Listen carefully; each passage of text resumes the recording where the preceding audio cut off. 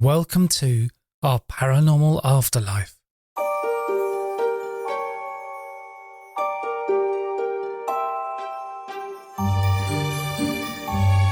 This is an Our Paranormal Afterlife extra episode, and I'm your host Simon Bown. In this episode I'm talking to Frankie about their memory of a past life on another planet and how they came to incarnate on Earth. Frankie is a pseudonym as they have chosen to remain anonymous.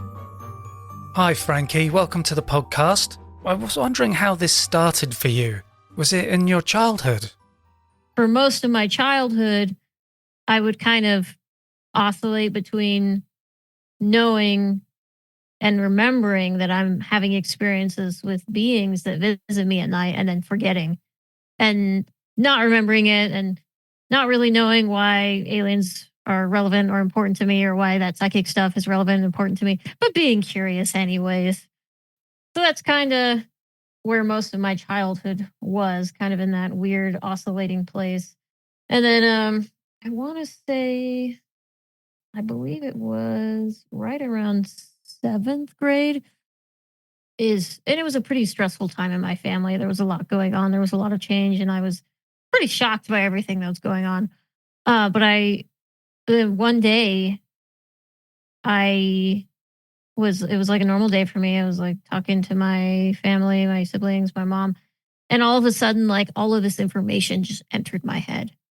And I was like shocked. It was like condensed in a way, like some kind of like squeezed information, because as I realized it was there and I started to try to figure it out, it was like it was unzipping, like a file was unzipping in my head. And one of the first things I realized is I was like, oh my gosh, like this is a lifetime worth of memories. Like this is someone's life that I'm remembering. But clearly it's not mine because it's so different. And that was like a turning point in my life. I just wanted to ask, when you had that kind of download or whatever it was, do you think perhaps that was them, the visitors, the Greys, doing it? They were controlling it? I think so, because I'd say about a week and a half prior to me realizing this download, things got very strange for me. Not in the sense that there were weird things happening at night, but in the sense that my senses and the way that I perceive the world around me changed very quickly in a way that I was not prepared for. Like about a week prior, I started seeing these vivid auras around people. And that was all up until the download. Like I was seeing these vivid auras around people. I could read information off of them. Like I would look at people and I could tell what kind of person they were, if they were kindly, if they were manipulative, if they hurt people. I could tell what they hid from people and what they didn't hide. I didn't have the concrete details, but it was like a very strong intuition. And I didn't know what to think of it. And I would look at my mom, I would look at my siblings, and I would see these same fields. And I'd be like, okay, well, I can see in their field, this corresponds to what I already know about them. And so when I look at a stranger, I'm like, oh my gosh, like I'm learning things about strangers that I've never wanted to know that far. So I was like very confused. I think my head was feeling weird all that week too. Not exactly a headache, but like maybe like a mildly overstimulated feeling. And I tried to tell my mom and my siblings about it. I was like, look, there's these things around people. I'm seeing these things around people. Like I could tell what trustworthy people are all of a sudden just by looking at them. My mom had no idea what I was talking about. My siblings didn't really want to know. And then about a week or a week and a half later, suddenly this information appears in my head and starts unzipping. And so the reason that I say it was definitely them is because years and years and years later, I think when I was like 19 or 20, someone showed me this place inside of a UFO festival. Like I went to visit a local UFO festival. I made a friend. I went there. We were hanging out, telling him about all the weird things that aliens do. And he was like, oh, I want to show you this place at the festival. It's a sound bath. It's really cool. And I was like, okay. So we enter this like really big tent looking thing. And I walk in and there's a lot of sound on the inside. It kind of reminds me of like singing bowls or gongs, like this very harmonious sound. And everyone is laying on the floor of this tent and they're looking up at the ceiling of the tent. I'm like, oh, okay, that's already a little weird, but all right. So I look up at the tent ceiling and there's this beautiful, intricate, but kind of like psychedelic looking visual that's playing out on the ceiling. So I'm like, oh, this is a projector.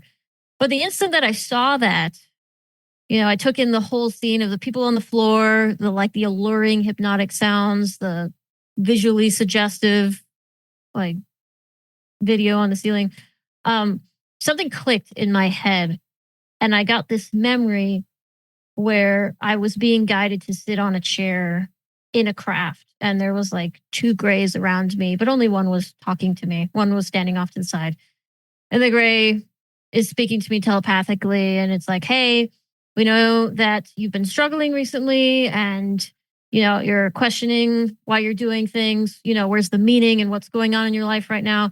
They're like, but sit in this chair and look straight ahead. And no matter what happens, don't ignore the visual. Just keep your attention on it. And I was like, why? What's going to happen? And the gray was just like, oh, it's going to help you. But it was being vague. Like I was very suspicious in that moment. I was like, what is this going to do? The gray's like, oh, you'll be fine. But I remember the age that I was in this memory. And it was that same age of when I got that download. And so the memory played out. I sat in the chair. I was super nervous because I was like, what is this? How's this supposed to help me? Like I had a feeling I was like feeling depressed. It's like a young teenager. I was like, nothing's going to fix how I feel. And so I looked straight ahead and almost in this holographic way, instead of seeing the far wall, because I was looking at the far wall in this room, suddenly this visual appears in the middle space of the room and I'm watching it and it starts to unfold and become more and more complicated and just like beautiful, geometric. Like I struggle to describe this thing because I've never seen anything like it. Like I haven't seen any human reproductions of anything that came close to the beauty of this thing. And so it slowly unfolded and got more and more complicated and more complicated. So it was like unfolding into this like almost incomprehensible level of complexity. I'd say that the closest thing I've heard about is how when people are on DMT, they see these unfolding shapes that are gorgeous, but also incredibly detailed to the point where people struggle to reproduce it. And so I'm watching this shape unfold. And as it starts to get about as complicated as I can track, when it starts to become overwhelming and complicated, something clicks in my head. And suddenly, instead of the visual that I'm seeing in front of me, it's like this floodgate of memories opens up and are like unfolding into my awareness. And the visual is still going, but the visual only triggered the memories. The memories are now flooding into me and I no longer need the visual. And I remember the memory recall happened maybe in the span of like a second or 3 seconds, and then I blacked out. And so that was like my whole past life, like downloading into my head, or at least becoming something I could recall at that point. And that's where the memory ends. And so I think based on that memory and then going back to that time where I was actually that young in my life, that must have happened maybe a week and a half prior to me consciously then remembering this past life, or maybe it happened like the day before. I'm not exactly sure when they did it, but I know that they caused it. And so going back to the time where I was actually young and this past life memory actually unfolded to me, the first thing I realized as this memory started to become something that I could perceive was that this was a very, very different life. I remember the first thing I realized about it is that in that life, I had been like a medical professional and that I had spent easily 20 to 30 years like solely dedicated to the craft of the medicine I was doing, which shocked me as a kid because I'm like, I didn't even know you could work on any job that long. I was like, I didn't know dedication like that existed. But then the second thing that occurred to me, the second thing that I remembered very distinctly was the architecture of where I lived. I lived in a big city, and the city, it had skyscrapers and whatnot, but the skyscrapers were very aesthetically beautiful. Like when you were at ground level in the city and you looked up, the way the skyscrapers were built gave the illusion that you were looking up at huge trees above you. So when you're walking into the city, like it kind of tricked your brain into thinking you were actually walking through a massive forest.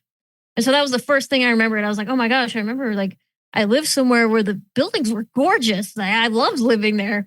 Another thing I remembered is that a lot of the taller skyscrapers, if you like went into a skyscraper and you could see like the tops of some of the buildings, they had these really shiny portions at the top, like these silvery shiny portions that were kind of shaped like a bowl that would have a hole in the middle. So there were drains built into the top of buildings.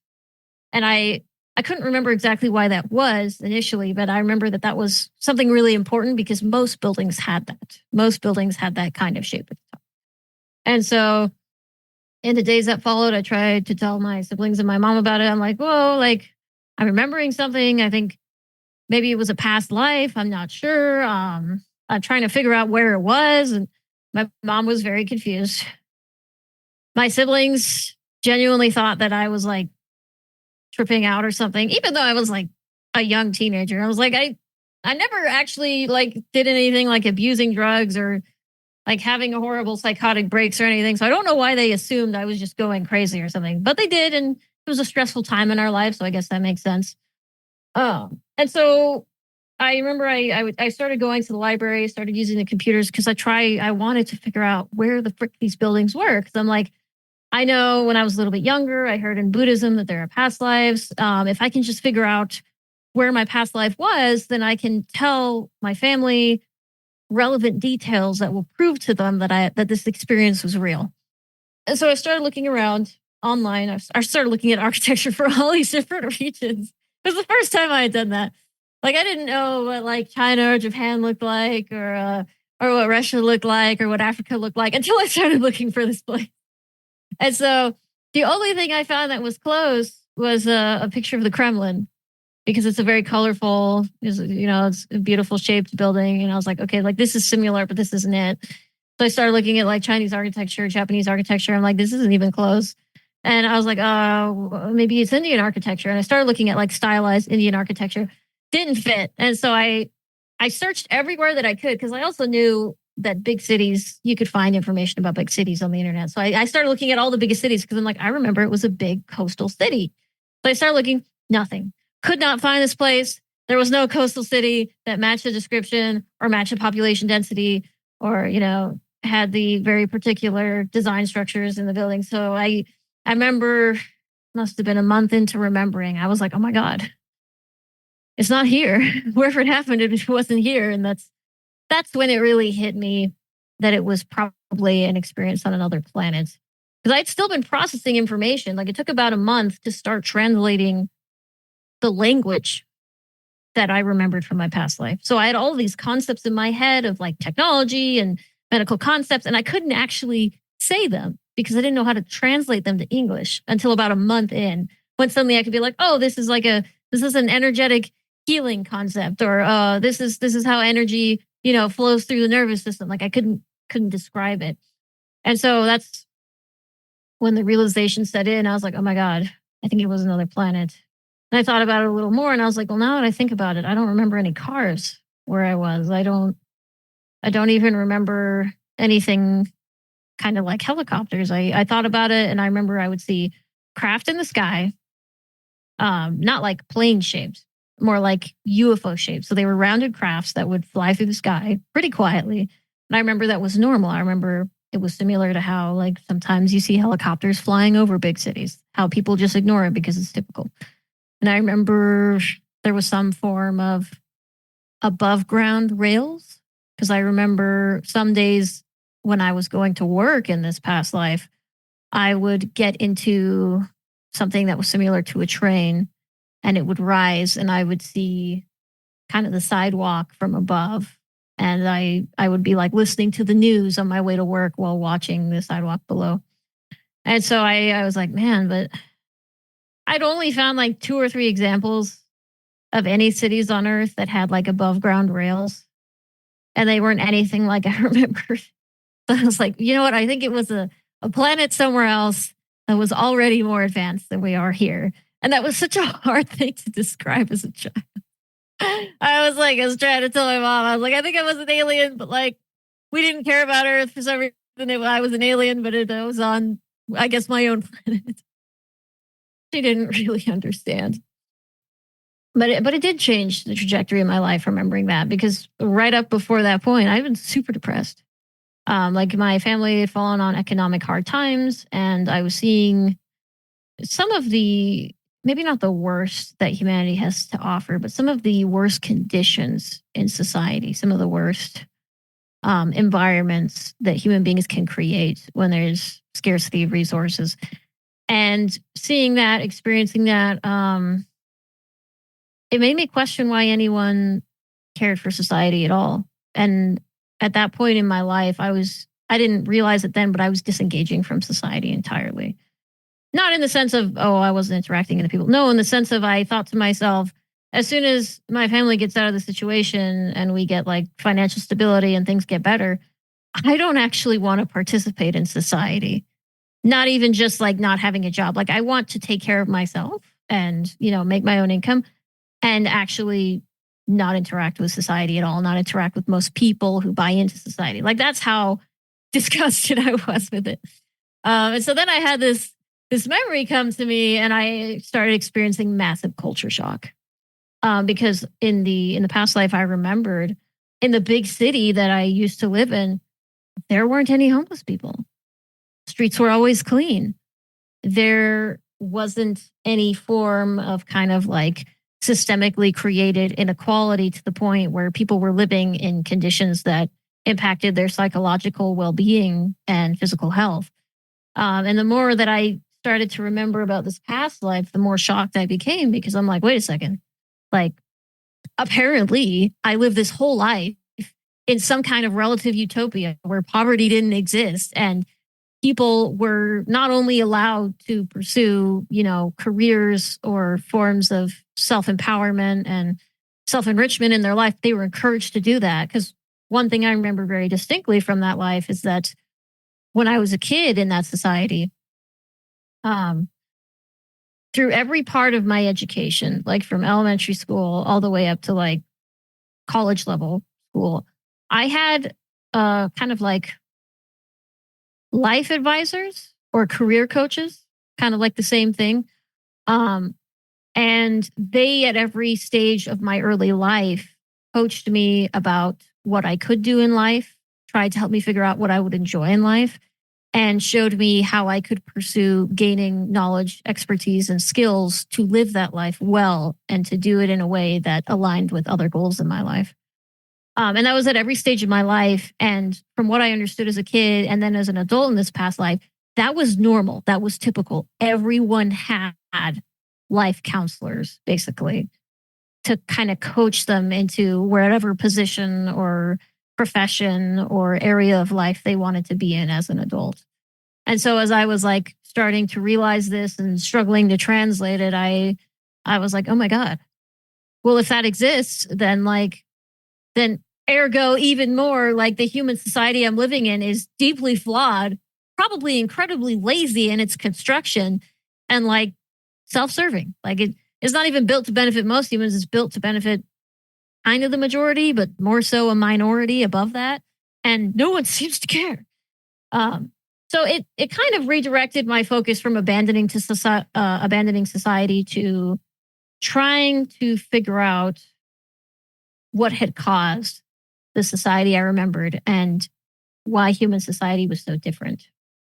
Because about a month in or 2 months into remembering, I'd kind of given up on explaining it to my family because I kept trying, and I had learned to translate things from this life that I experienced. And they had no interest in it. Or in fact, they found it confusing or even mildly upsetting that I would talk about some kind of utopia or whatever, or I would talk about like weird advanced technology.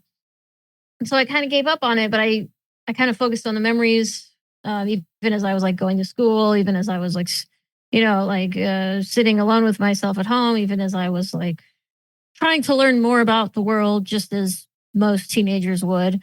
I became totally uninterested in my peers, totally uninterested in any form of dating or romance. And I became, what's the word? Not uninvested, but I became unimpressed with what society was offering me as far as bettering my education, my skills, or my future prospects. Because I was still going to school, and I had teachers who would tell me, they'd be like, oh, Frankie, like, you're doing really good in this class, except for when it comes to turning in actual classwork. They're like, you're really good at the discussions. I know you understand the material, but you're not doing any homework. And I'd be like, oh, shoot. Yeah, you're right. And they'd be like, well, don't you want to go to college? Don't you want a really good job? Like, you got to stay motivated. You got to stay focused on this. And they're like, I'm saying this to help you, Frankie. And being a young teenager, I'd kind of go along with them. I'd be like, oh my gosh, thank you. Yes, I'm definitely going to try. Thank you so much for telling me that. And then I'd walk out of the classroom and I'd think to myself, as if I'm stupid enough to believe that, like, why would I settle for less than what I know I deserve? So it was a very paradoxically weird time in my life because I'd experienced moments of thinking from the perspective of my past life. And then I'd kind of switch back to thinking like the human teenager I was. And it was very disorienting because the adult being that I was in that past life was like super grounded, super emotionally mature, super psychologically insightful, and just incredibly loving, like an almost unconditionally loving person. And then the teenager that I was very insecure, very distrusting, like not necessarily cruel or cynical of people, but not really, what's the word? Not invested in people either. And so I was also like oscillating between these minds. Did you find out why you saw that past life? Is there a way that it's connected to your current life? I think so. There's a surprising amount of ways that it's connected to my current life. But I think the biggest reason that I ended up remembering it, that the beings intervened and made me remember it, is because in that moment where I was this young teenager, I was already deciding that if I didn't see more of what life had for me that was positive, that I wasn't really motivated to continue it. And that's not to say that it was specifically suicide, but that I was starting down a slippery slope where life was losing meaning completely to me. And so I think the main reason that I was kind of put in the process of remembering it was so that I would kind of disconnect meaning from, what's the word? That I would disconnect meaning in my life from the way that we were taught to attach it in human society. Because the difficulty that my family faced at that point in my life was the kind of difficulty that usually convinces adults to commit suicide. Like it was very bad. And I wasn't an adult, so maybe I wasn't considering that as a child. But I was already thinking that if it continued into my adulthood, that I probably wouldn't try, honestly, to like live for any prolonged period of time because life was now meaningless and it would stay meaningless. So having the past life and the perspective of the past life made it easy for me, or maybe not easy, but it started the process for me to start finding meaning in my life holistically, which was what I desperately needed at that moment. Because I lived in a family where almost no one had any idea of the fact that you can intentionally put meaning in your life. Like all my siblings, they put meaning in their life through school or, through my mom's attention or through their friends or, through what society valued them for. Like it was all external for them. And it was the same for my mom. Like she put value in her life based on all these external things to her. So when all these external things collapsed in my family at around the same time, it kind of caused like a whole existential crisis in my whole family. And I internalized that crisis. So I didn't tell my family that life was meaningless or I wasn't finding meaning or that nothing was really driving me in life anymore. I was just knowing that to myself. And I know that at that point in my life, if I had continued that way, my family would have never found out.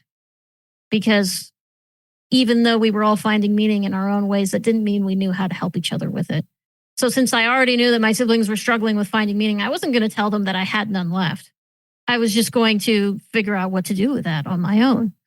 So yeah, it doesn't sound maybe very concerning on paper, but if you think about the long-term implications of that, like if they hadn't intervened, I might have like died as like an older teenager, not even from an accident. Like I might have just committed suicide and it wouldn't have been like a big sad thing for me. It would have been like, finally I get some relief from a life that has just been suffering and meaningless for years.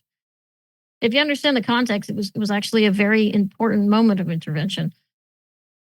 Was there a point that you were shown your death in that past life, or just after you died, and the Greys asked you to go on a mission on Earth? Oh yeah. That was when I first recalled it in that day, all of it was compressed. So I kind of experienced the whole past life, all the information attached to it, like in the span of a few seconds. And then over the course of the month, and then I think 1 or 2 months after that, so about 3 months total, is when I kind of manually went through at least the timeline of my life again. And that's when I started to realize that I had technically signed up for this. Because I was thinking about, okay, so, like in the middle part of this past life, I was living as, like a young adult to a middle-aged adult. I was very focused on my career. I was pretty happy. And then like in one part of the middle-aged part of my life, I was in love with someone. And unfortunately, they had a genetic condition that slowly caused them to die. And it was really tragic. It happened over like 2 years in that life. And I remember at that point, that was like my first existential crisis in that life, where I was like, I love this person more than life itself. And now they're gone. And I have a really great life. I'm happy with my life. But now it doesn't seem to have any value because they're not here with me. And I had always planned on sharing it with someone. Uh, and there wasn't any alien intervention in that. It was just, an existential crisis you face as an adult. Um, but as I was walking through this like timeline of my past life, I was like, okay, so I found a way to move past that point and live and be happy. And I spent the second half of my life living and being happy and enriching the lives of the people around me. And I was like, okay. And then near the end of my life, I got super old and people kept telling me I was going to die at some point, but that kept not happening. People kept being wrong about when I would die. And I was just trying to live my best life, trying to, be there for people, even as I was so old and frail that people actually had to take care of me. I remember that part so distinctly. I lived so long that I was now a burden on the people around me. And yet still I was trying to make their lives easier. And I remember there were moments where I asked the people who were taking care of me, I was like, if my life or my, um, my longevity is a burden to you, like just let me know and we can work something out. And people kept telling me, they're like, no, like we love you so much, like don't even say things like that, like grandma, like stop. So then eventually at the end of this long life, I remember my body got really sickly, really frail. I woke up in the hospital because apparently I had basically almost died at home, but someone had called emergency services, so they kind of resuscitated me at the hospital. And then again, a doctor came to me and they're like, I know that people have told you that you're going to die a bunch of times and all those times have been wrong, but this time is for real. And I was like, well, it's weird that you say that because I've been feeling these cold areas in my body and I don't know what that is. And I remember the doctor, I don't remember the exact words, but I remember distinctly, he told me that the cold spots in my body were basically artificial organs that they had put in because several of my organs had failed while I was unconscious. And so they're like, you basically have machines keeping you alive because your organs are already dead. And I was like, oh. And he's like, yeah. And pretty soon the rest of them are going to fail. Like this is within a few days. Like you're dying now. And I was like, oh, okay. So it's funny because there are distinct areas in this whole past life that I remember almost vividly. And the last, I'd say, 2 weeks of my life in that life are the most vivid. And then what happened afterwards, which is that I passed. I watched people mourn me. I met the person that had died much earlier in my life. And we did, I really don't know what to call it, but we kind of merged into one soul. And that seemed to be natural. That seemed to be par for the course when you love someone. And then I was like, oh, hey, by the way, I volunteered to go to this really primitive planet that's really far away because the civilization over there is going to have an awakening and they need people to go down there and be little beings there and help everyone along. And the other person, this other part of my soul was like, okay, that sounds good. Let's do it. Yeah. So I remembered all that, and oh gosh, like bringing it back to the perspective of a young teenager, I was so mad at myself. I was like, how could I sign up for this? This is awful. Like, this is super depressing. I hate it here. Human beings are awful to each other. I don't even want to be human. I feel like an idiot all the time. I was so angry about it. I was like, I can't believe that I knew this would happen and I'm here now. Like, what the hell? I was like, I could have incarnated there and had another perfectly good life and not have any of the problems or the issues that I have right now. I was so mad. I was so mad about it. But that didn't make me suicidal. What were they saying? That you have to come to Earth and you had a mission? Was it to try and elevate society in some way or something? Well, it's funny that you say that, because if we go back to the scene where all that happened, so I was in the hospital, and I was told I had 3 days to live. And one of my, I don't know if it was my daughter or my granddaughter, but I remember I called her my daughter. She was sitting with me in the hospital, and she was like, "This is finally the end of the line," and I'm like, "I guess so, finally." And we were talking, and she was like, "I'm really gonna miss you." And like, I understand, like, I've lived a long life. You're not used to living without me being there in some form. And she was like, "Did you hear the news recently?" And I was like, "What news?" And she's like, "Well, it's all over the global news. Some aliens are visiting our planet." And I'm like, "Yeah." She's like, "Yeah, it's only two aliens. Like, two aliens have come for our entire planet." And I'm like, "What do you mean they've come for our planet?"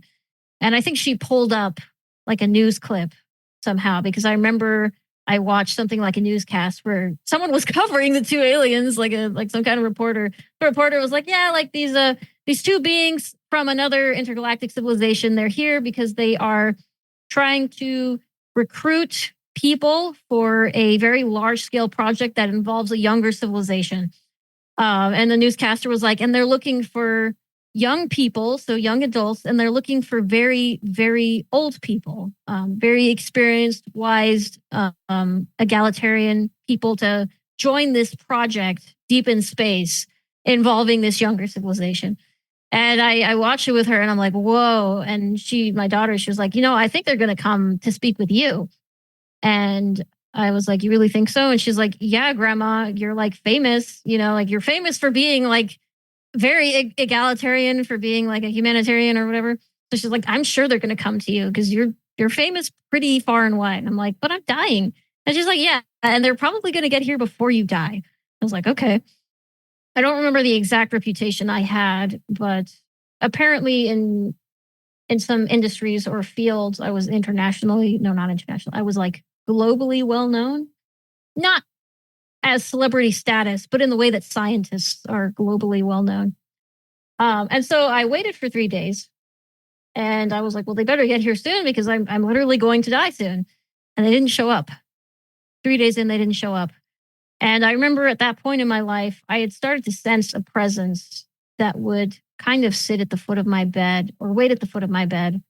It kind of looked like a grayish shadow of some kind. And I didn't know what it was, but I knew that in my culture, in my society, when people are near death, sometimes they begin to see the other side before they pass. So I was like, well, this must be something to do with that. But I couldn't recognize what that was or what it was going on.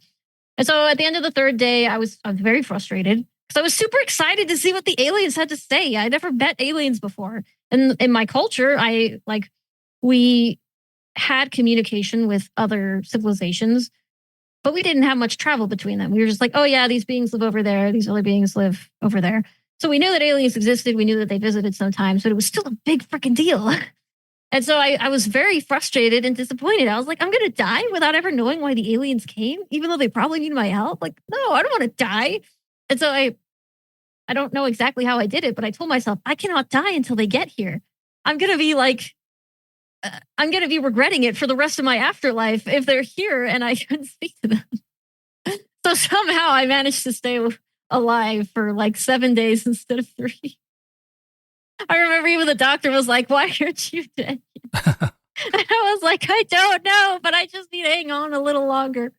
And my daughter was surprised. She was like, "Look, I know that you keep cheating death, but please stop fighting it because it's kind of hurting me that you're staying alive when I'm mentally preparing for your death." I'm like, "I am going to die." Like, don't say that. I was like, I I really want to see what the aliens have to say. And so about I think 5 or 7 days later, my daughter comes into the room and she's like, Mom, you have visitors, or Grandma, you have visitors. And I was like, oh my gosh, this is it. And so these 2 aliens walk in. I don't remember how they looked, but I remember that I recognized that they were aliens. And I think they were telepathic because they communicated in a way that was novel to me in that life. And so they kind of walk in, and as they walk in, I have this sudden realization. I'm like, I'm a very famous person, at least in some ways. People like they, what's the word? Can't think of the word, but people in my culture, they didn't see me as godly or anything divine, but they saw me almost as a step below that. Like I had such a holistic reputation that people approached me not exactly as a person, but almost as like a person that's a placeholder for something divine. And so as they walked into the room, I suddenly had this realization. I was like, if they had come to me 3 days ago when I was supposed to die, I would have made them show me respect, because in my culture, that's what people do. Like I have a lot of accolades. Like I'm very accomplished. I'm also renowned. Like when people normally meet with me in my culture, they do a show of respect and appreciation because I am perceived as higher status in most ways in my culture. And so I thought about it and I'm like, so if they had come to me in those 3 days, I wouldn't have spoken to them until they did that respect gesture to me, because that's what people in my culture do. And I would have expected it, and I would have considered it rude if they hadn't done that. So then when they walked in, one of the beings said, what was it? It was like a specific phrase. The being said, I hope you're not angry that we kept you waiting. And they said it in a way that kind of implied that they were higher status than me. And that's when the realization completely clicked. I was like, you made me stay alive for extra days because you knew I wouldn't speak to you if you didn't pay me respect. And the being is like, yes.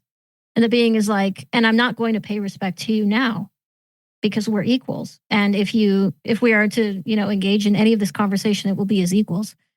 And I was humbled in that moment. I was like, whoa. I hadn't even realized I had developed a bias of seeing myself above people until they did that.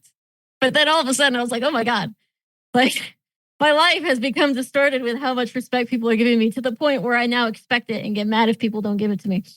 And so I was like, okay, yes, like you're my equal, and I won't expect you to, venerate me and, give me these praises and whatnot. Like we will speak as friends. And the being is like, okay, good. So they come into the room, and there's 2 beings, but one of them mainly speaks to me. And so the being kind of walks up to me, and the being is like, we're here to recruit people for this project that we have, very far away from you, but it is still important. It's still in a very vulnerable kind of area of space. And I was like, yes, I've heard about this. And the being is like, we are recruiting very young adult volunteers, and we're also recruiting the venerated, the experienced, the compassionate elderly. And I was like, yes, this I've heard as well. And the being is like, would you like to join us in this project? Will you offer your help, not for reward or compensation, but simply to volunteer it on the behalf of a younger civilization? And I said, yes, that sounds amazing. I was like, I'm on my deathbed, but if there's anything I can do within my power, maybe by your amazing technology, I will do it.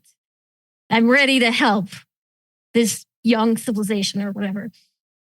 And I remember I sensed some humor from this being, something like a laugh, because the being is like, okay, well, all we really need you to do is die. And I was like, what? And it's even in the context of my former culture, that was a shock, because in my former culture, we believed in reincarnation. Like we were like, yes, people incarnate, they take human forms, they take non-human forms, or at least humanoid. So we were aware of that. But in my culture, we didn't have any way of tracking it. Like it was something we knew, not something we could verify scientifically other than what people remembered, right? So when he said, oh, all we need you to do is die, I was like, what are you talking about? I was like, I can't do anything if I'm dead.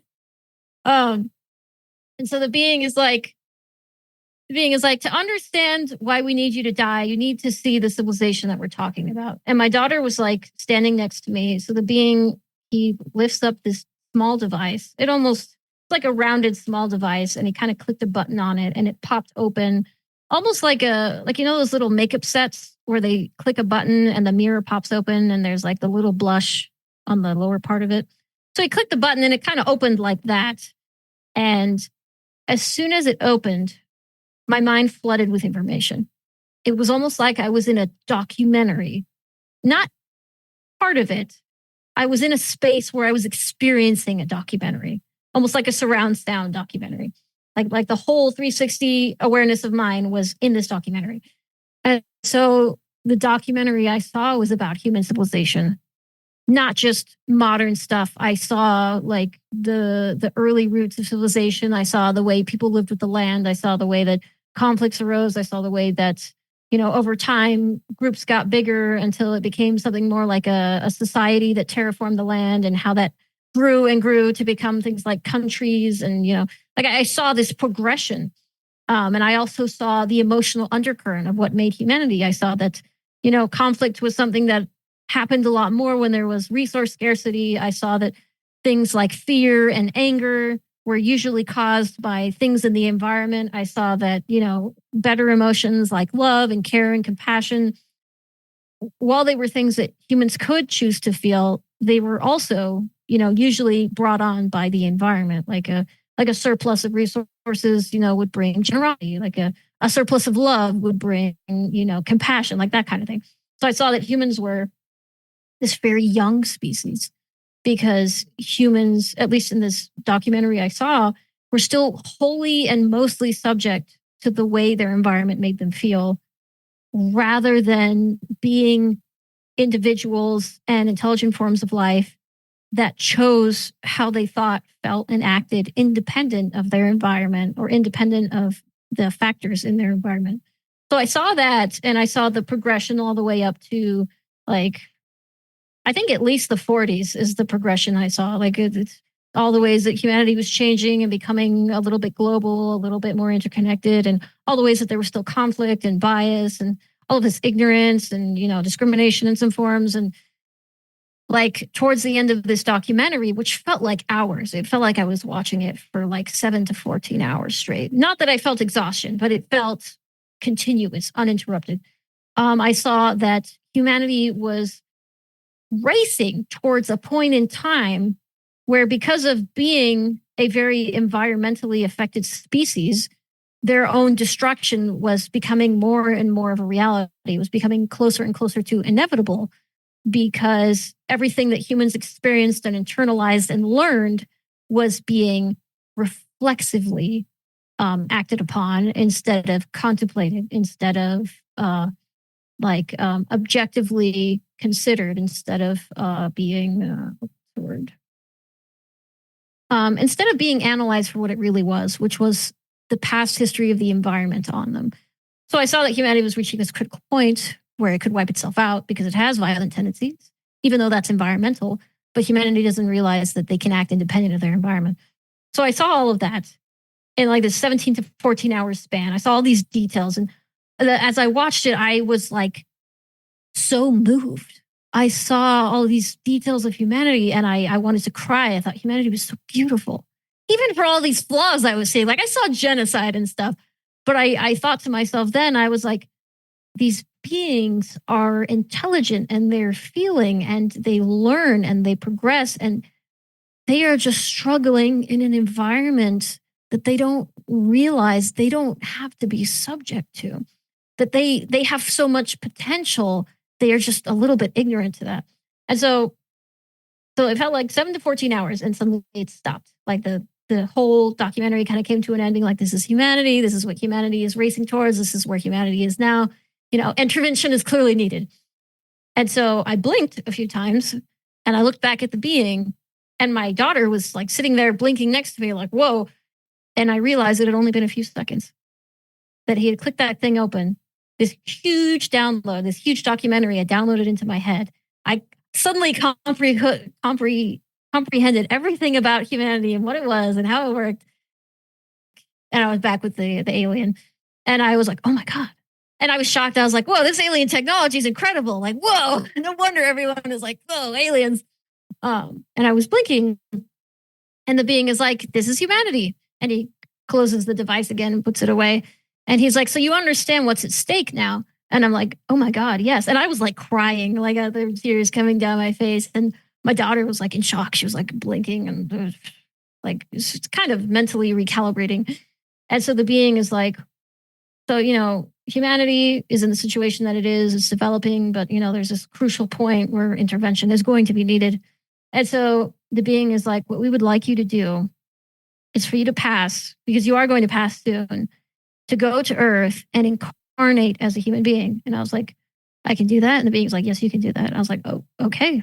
And the being is like, and we want you to do that to live as a regular human being, with a regular life, like a perfectly normal, mundane human life. You've seen what that looks like now. The being is like, so that in living there and being the being that you already are and embodying being human, you will begin to show other humans how to live within awareness, within, self-autonomy, within grander awareness of the environment. So the being was basically saying that on some level, my soul had internalized a kind of expanded level of being. And so that even if I incarnated into a human, into the culture, the lifestyle, whatever, I would still live in that greater truth. And that would set the example for the human beings around me. So the being was basically saying, when you incarnate as a human and you live as a human, you will create a cascading effect where all the humans in your vicinity, that know you, that live with you, that are your friends, will see your example and learn from it. And the being is like, you don't even have to go out of your way to teach them. Just live in your truth and your knowing and your awareness. And humans will learn that from you.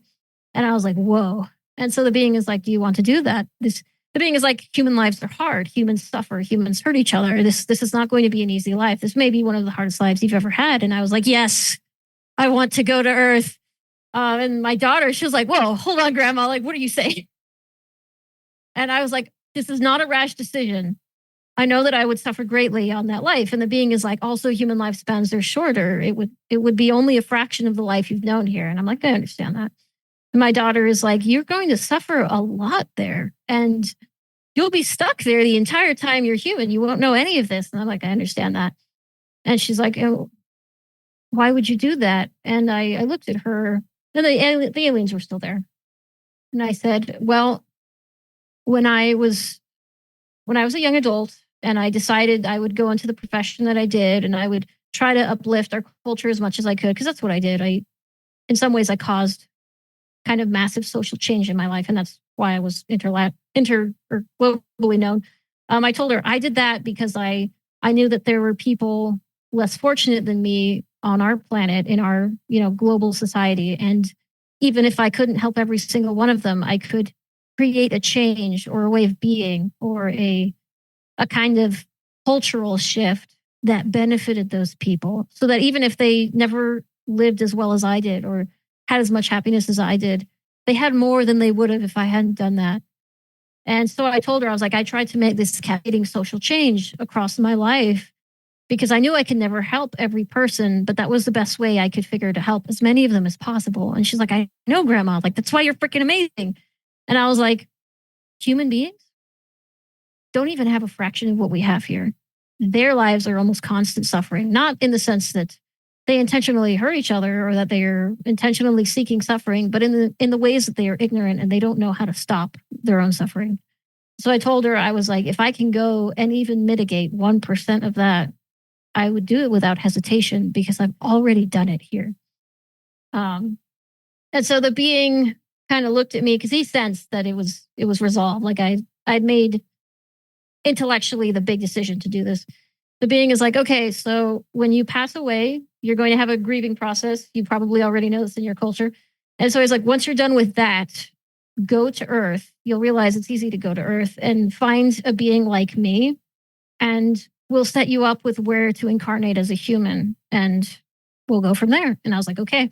And so they kind of walked out. It was a surprisingly short meeting, but they were going all over my planet looking for people. So, and my daughter looked at me and she's like, I couldn't go to Earth. It's too brutal. It's too violent. It's too painful. And I'm like, I understand. And I'm not saying that you should, like most people shouldn't. I was like, but I think I have the strength to do that. And even if I don't do that, I would still want to suffer with them than know that they are suffering and do nothing. Um, and so she was like, you're going to be stuck there the entire time. I was like, I know. And I guess I don't remember this part too well, but she said something about like, she was like, if you're down there and you're incarnated, I would still want to check in on you somehow to make sure you're okay. And I'm like, I know. And I guess the beings had mentioned something about that if I was down there and I was incarnated, the people that knew me in my former life could check in on me somehow. And I was like, don't worry, like you'll be able to check on me. It'll be all right. She's like, you're going to suffer so much. And I was like, our civilization didn't happen because everyone was super happy at the beginning. I was like, the way that humans are suffering now is not so different from where we started. And she was like, okay, I accept that. She's like, I will worry for you, but I will also accept your decision because I love you. And I understand that wherever you go in your next life, whatever you experience will be in pursuit of the truth that you already know. Well, into the expansion of the truth you already know. And I was like, yes. And so I think it was like a day or two later, I finally passed. I felt that my body was shutting down and a bunch of people came to visit me. They were crying as they had before, but they came again. And then I passed and my body died and I found myself outside of my body. And I saw so many people crying because my body was now uninhabited. It was dead. And there were so many people around my bed. And I looked at the shadow that had been sitting at the foot of my bed. And it was the soul that had died so many years ago when I was young. I was like, this whole time it was you? And he was like, yeah. And I was like, I thought you were like a bad spirit or something. You look like this like ugly stain. And he was like, I didn't want to scare you. So I didn't try to tell you anything. I was just watching. I was like, okay. Like, I guess that's fine. And so after that point, I watched people basically enact my funeral. I was shocked at how many people came to my funeral. I expected all of my close friends and they came. And then a bunch of people I had never met came to my funeral. So I was like, oh man, I constantly underestimate how many people have been touched by my life in some way. And I had a psychic friend at my funeral who kind of winked at me because they had told me when I was alive that they could see ghosts and I believed them. But I didn't think that they would like give me a nod at my own funeral being like, oh, I see you. So that was nice. And then I spoke to this being next to me and I was like, I only made it this far because you told me not to carry your life in pain, but to carry it in joy. And I tried to do that throughout my entire life to the point where I lived this long. And he was like, I know. And he said something like, you did better than I ever expected you to do. Not in the sense that he was judging me, but he was like, I just tried to give your life the boost it needed so that you could continue it without me. And he's like, and you somehow brought so much to your life and caused so much good that even I couldn't have foreseen that. And I was like, okay. But we were super happy to be reunited. And so I remember we went up from the planet. We were kind of looking down at the planet. And then that's when we kind of fused into one entity. Because I told him, I was like, I would prefer to be with you in the next life as well. I would prefer to never be apart from you again. And he was like, I feel the same way. And then we just fused into one being. And so I had his experience, his life before he died. He had the entirety of my life and it was kind of mixing together into this one psyche.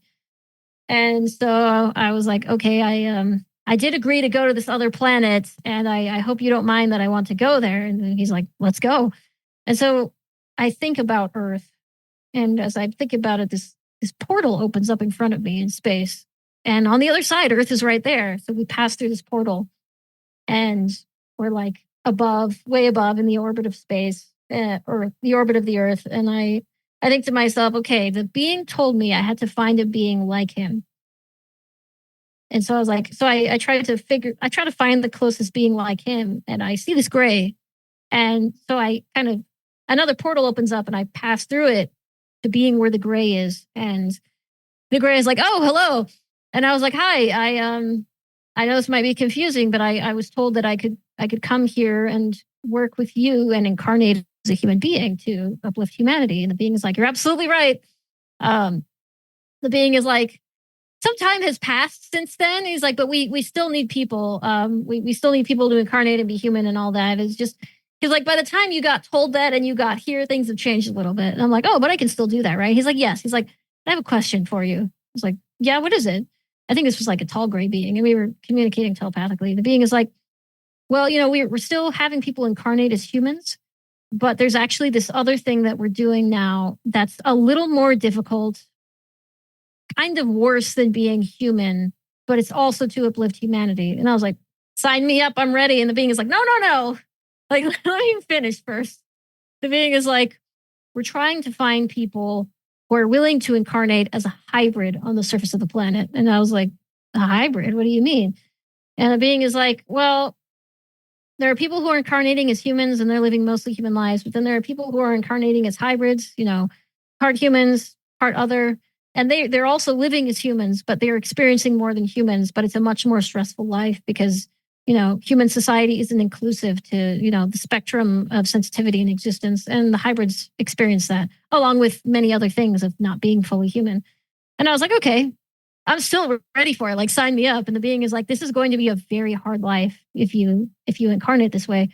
And I was like, I was already prepared for a very hard life. So in a sense, nothing has changed. And the being is like, okay, but understand that unlike the human life you were told you would have, there will be, he said something like there will be more interference or more check-ins in a way over the progress of that life. Because he's like, if you were going to live as a human, you would be mostly left to your own devices with maybe, a little bit of help here and there to make sure that you live a good life, a long life. And I was like, okay. He's like, if you incarnate as a hybrid, there's going to be a lot more going on outside of your human life that you're still going to experience. And that will cause extra stress. I'm like, I'm still ready for this. Like, sign me up. The being is like, okay, now that you have the whole disclaimer, if you really want this, you can have this. The gray kind of looked at me. He's like, the only problem is you're too big to fit in a hybrid body right now. And I was like, oh, shoot, what do you mean? And the being is like, your entire soul is too big. Is there any way that you can like separate or shrink or something? Because and the being was like, you wouldn't even fit into a human body right now. Your entire soul shape is too large. I was like, okay. So I split into two souls. And it wasn't that I split from the guy that I knew when I was alive. It was that in the shared being that we just became two identical beings instead of one. And so we split into two, and the gray is like, okay, perfect. I can stick one of you in the hybrid being and we'll figure the rest out. And that's all I remember. That was like the end of my past life recall. You have such a detailed memory of all that stuff.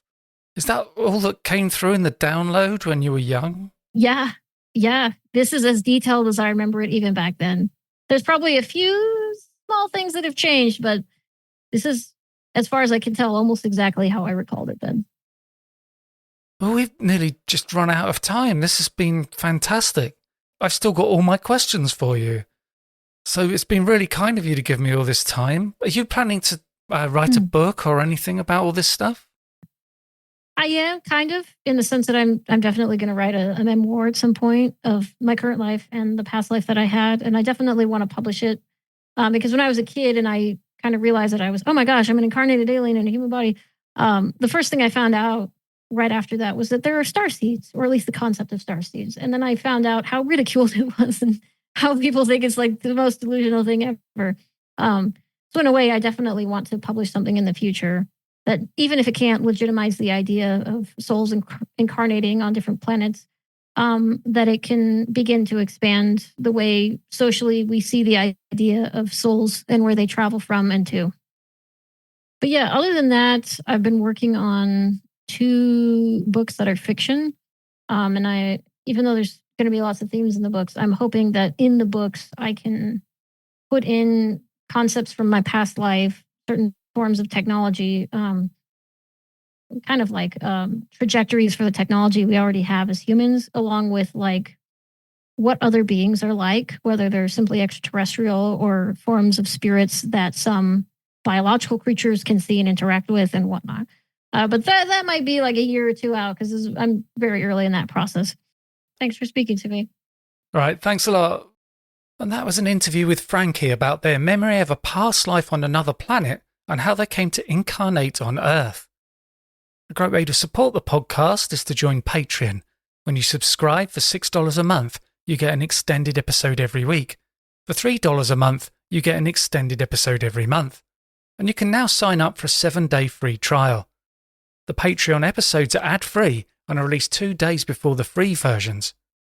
You can become a patron by going to patreon.com/Our Paranormal Afterlife, or click on the Patreon button on my homepage at pastliveshypnosis.co.uk. The links are in the show notes.